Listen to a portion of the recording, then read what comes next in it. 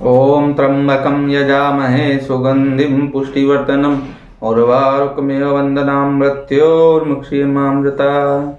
नमस्कार मित्रों, आपका स्वागत है गुरु दीक्षा एस्ट्रोलॉजी चैनल पर, जहां पर आपको मिलती है ज्योतिष, न्यूमरोलॉजी, अध्यात्म, व्रत पूजन और दैनिक राशिफल के बारे में जानकारी।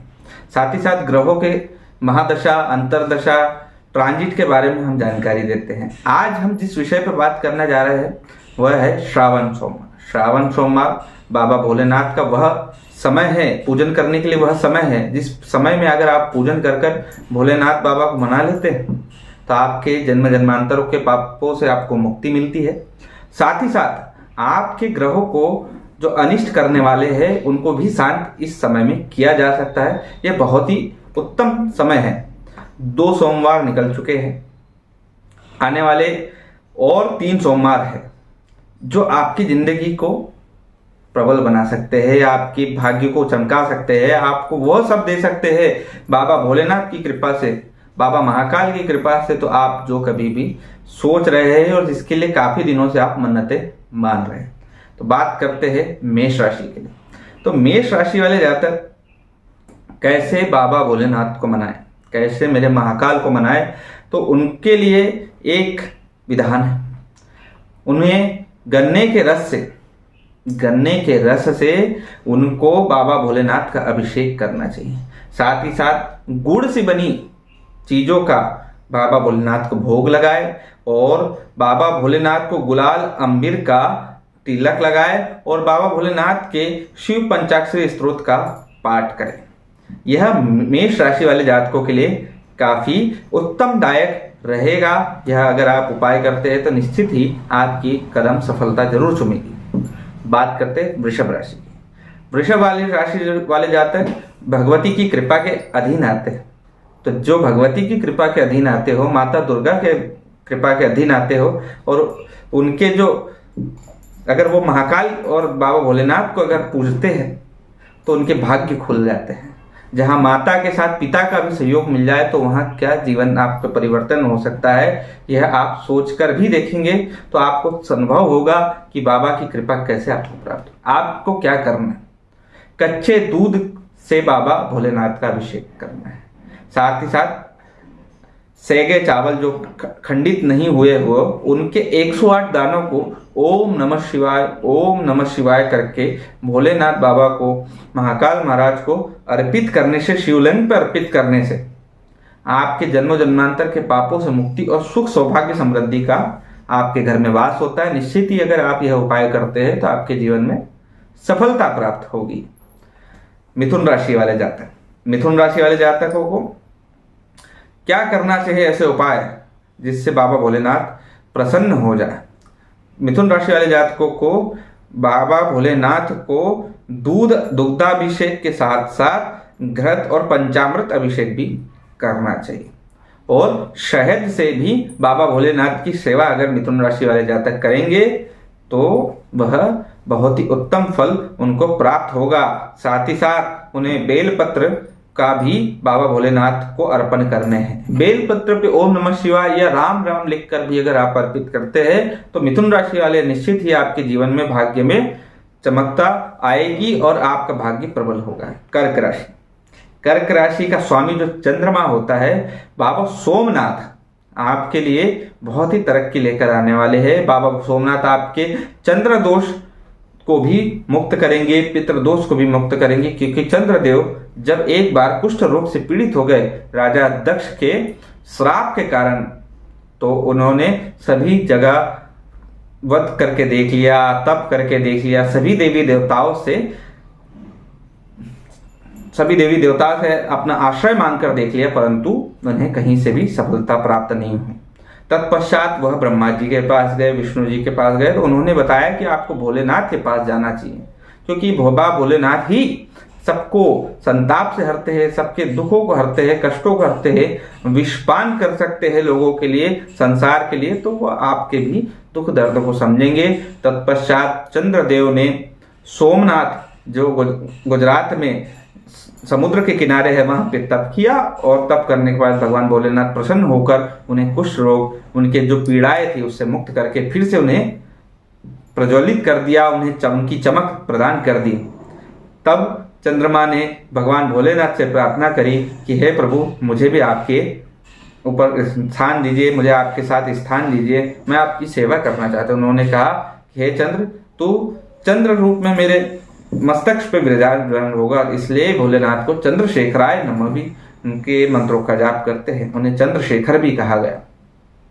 तो कर्क राशि वालों, यह तो आपके लिए मैंने कथा बता दी, परंतु आपको करना क्या है। वैसे ही जैसे चंद्रदेव ने भगवान भोलेनाथ की आराधना की थी, पार्थिव शिवलिंग बनाकर भगवान भोलेनाथ की आराधना करनी है, उस पे बेल, पुष्प, दूध, इन सब से अभिषेक करना है। शाम को खीर का पकवान भोग लगाने के बाद, कन्या को का पैर पड़ने के बाद, माता के पैर पड़ने के बाद व्रत खोलेंगे तो आपके जीवन में जैसे चंद्रदेव के जीवन में कष्टों से मुक्ति मिली थी, वैसे ही कर्क राशि को मानसिक शांति, मानसिक संतुलन और मानसिकता में वरिष्ठता आएगी और वह सफलता की ओर अग्रसर हो जाएंगे। सिंह राशि वाले, सिंह राशि के स्वामी सूर्य होते हैं। बाबा भोलेनाथ की जैसे आप जल चढ़ा रहे हो बाबा भोलेनाथ को, उसमें गुड़ और आपको गुड़ मिलाकर जलाभिषेक करना है, गन्ने के रस से अभिषेक करना है। साथ ही साथ बेलपत्र को ओम नमः शिवाय कहते हुए 108 बेलपत्र का आपको भगवान भोलेनाथ को अर्पण करने हैं। तत्पश्चात अपने पिता के चरण छूकर व्रत को खोलना है, इससे आपके जीवन में तरक्की ही तरक्की प्राप्त होगी।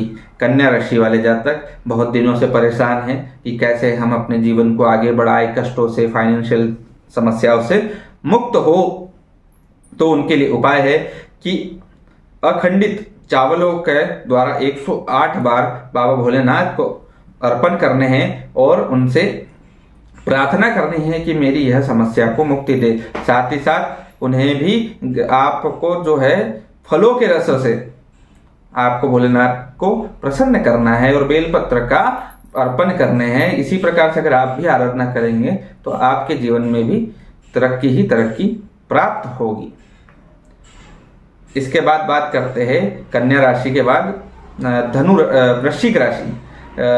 वृश्चिक राशि की बात करते हैं तो वृश्चिक राशि के जातकों के लिए देखिए, वृश्चिक राशि का स्वामी भी मंगल होता है, तो उन्हें मसूर की दाल बाबा भोलेनाथ पे अर्पण करनी चाहिए। साथ ही साथ उन्हें गुड़ और गाय, जो लाल गाय कलर की गाय हो, उसके दूध से अगर बाबा भोलेनाथ को उपासना अगर वो करते हैं, अभिषेक करते हैं, तो निश्चित ही उनके जीवन में भी सफलता प्राप्त होगी। अब बात करते हैं तुला राशि। तुला राशि वाले जातकों के लिए सर्वप्रथम तो आपको ये समझना चाहिए कि बाबा भोलेनाथ को अगर आप दुग्ध से, दही से और पंचामृत से अभिषेक करते हैं और बेलपत्र का प्रयोग करके, बेलपत्र को उनको अर्पण करके बाबा भोलेनाथ और भगवती की आराधना करते हैं, तो आप निश्चित ही जीवन में सफलता प्राप्त करेंगे और नए अपने जीवन साथी के साथ भी संबंध अच्छे होंगे और फाइनेंशियल प्रॉब्लम के से मुक्ति प्राप्त होगी। धनु राशि वाले जातकों को क्या करना चाहिए? धनु राशि वाले जातकों को चंदन के पानी से, सफेद चंदन के पानी से रुद्राभिषेक करना चाहिए और केसर युक्त दूध को बाबा भोलेनाथ पे अर्पण करना चाहिए। तत्पश्चात हल्दी का तिलक लगाकर बड़े किसी ब्राह्मण भोज करवाने के पश्चात अगर अपना व्रत छोड़ते हैं तो वह निश्चित ही सफलता को प्राप्त करेंगे। मकर राशि वाले जातक शनि प्रधान है और भगवान शनि भी भगवान भोलेनाथ के शिष्य है। शनि भगवान भोलेनाथ के शिष्य है, तो अगर आपने भगवान भोलेनाथ को मना लिया तो आपने अपने शनि को कंट्रोल कर लिया। इसलिए सर्वप्रथम तो आपको घी से बाबा भोलेनाथ का सेवा करनी है, उसके बाद दुग्ध, दही और पंचामृत से अभिषेक करना है। तिल के तेल का दिया लगाना है और सरसों के तेल से भी बाबा भोलेनाथ को अभिषेक करके शुद्धोदक जल स्नान करके और सभी प्रकार से पंचांग पूजन करने के पश्चात अगर आप व्रत खोलते हैं तो आपको निश्चित ही सफलता प्राप्त होगी। इसके बाद बात करते हैं कुंभ राशि। कुंभ राशि वाले जातकों के लिए भी, क्योंकि शनि प्रधान होता है, तो उनके लिए उन्हें भी इसी प्रकार से उपाय करने हैं जैसे मकर राशि वालों को करने हैं। उन्हें शनिवार के शनि महाराज को अपने को कंट्रोल करना है या उन्हें अपनी लिए शुभता प्रदान करवानी है, तो उन्हें भगवान भोलेनाथ को गन्ने के रस से अभिषेक करना चाहिए और शमी के पत्र शमी के पत्र बाबा भोलेनाथ को अर्पित करना चाहिए। 108 बार शमी के पत्र अर्पण करने से शनि की किसी भी प्रकार की बाधा से मुक्ति प्राप्त हो जाती है। और अंतिम राशि मीन राशि। मीन राशि वाले जातक जो अपनी शनि के साढ़े साथी से परेशान है, साथ ही साथ गुरु महाराज उनको सफलता प्रदान नहीं कर रहे हैं, हेल्प नहीं कर रहे हैं आगे बढ़ने, तो उनके लिए है महा उपाय। इस शिवरात्रि के 12 राशियों में से सबसे आखिरी राशि मीन राशि वाले जातकों को केसर के जल से भगवान भोलेनाथ का अभिषेक करना चाहिए।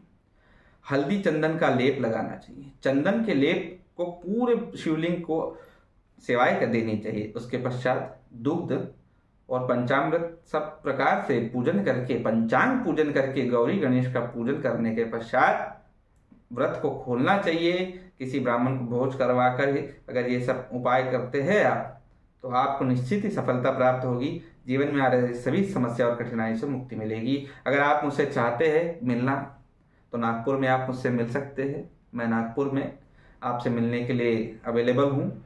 और नागपुर के अगर आप ऑनलाइन मिलना चाहते हैं तो मुझसे व्हाट्सएप के माध्यम से आप अपॉइंटमेंट ले सकते हैं। कॉलिंग, वीडियो कॉलिंग के थ्रू भी हम आप डिस्कशन कर सकते हैं। और जूम मीटिंग या आपका कुछ पर्सनलाइज आपको जानना चाहते हो तो मुझसे संपर्क कर सकते हैं। संपर्क सूत्र है 8120195721 और 7000240110। धन्यवाद।